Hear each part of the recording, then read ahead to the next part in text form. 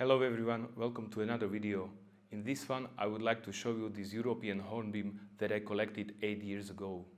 After I collected it, I wanted to plant it on the marble slab right away, so I went to the local stone merchant and I bought this marble slab for it. I used the stones that I brought home from a recent trip and I made a little landscape for it. It didn't look that good because I was just a beginner at making landscapes. So yesterday when I was repotting it, I made some adjustments and I tried to make the stones look more randomly placed. I also wanted to make the whole thing lighter because when we're carrying it around with my wife, it's still really heavy. So at least it just lost a few kilos. So let's have a look at it.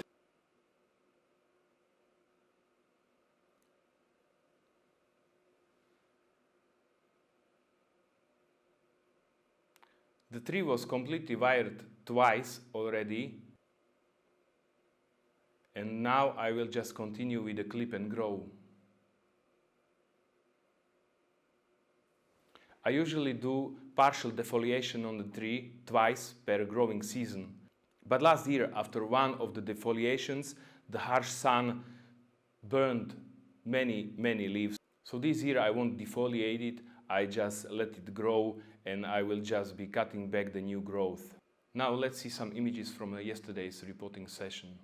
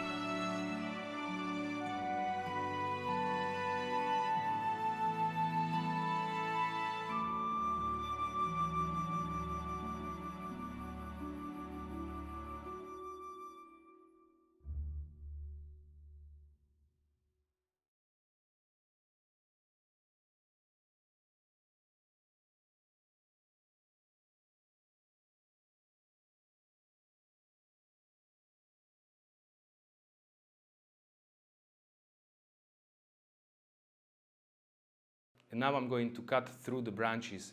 I will try to avoid any more wires and I will just clip the branches that go the wrong directions.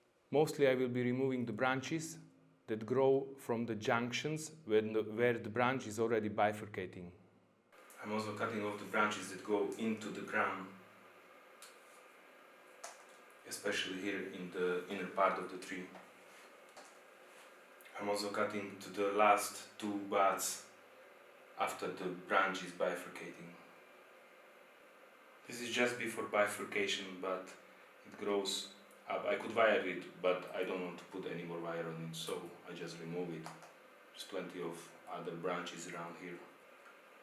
Where I have longer branch that is not bifurcating, I'm cutting to the first bud from the main branch.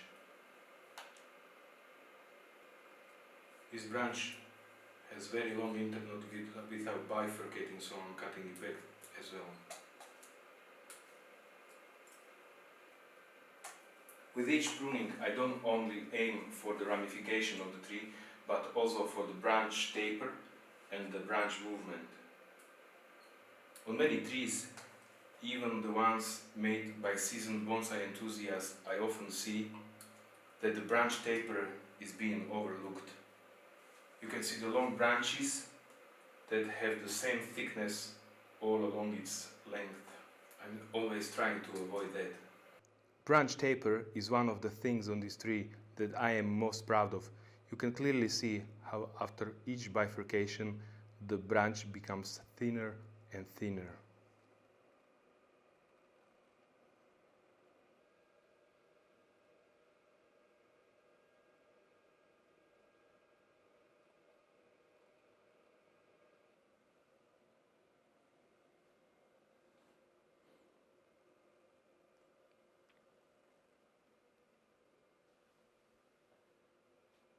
Parts of the trunk died off after the collection, but now it makes for a pretty cool feature that I really like.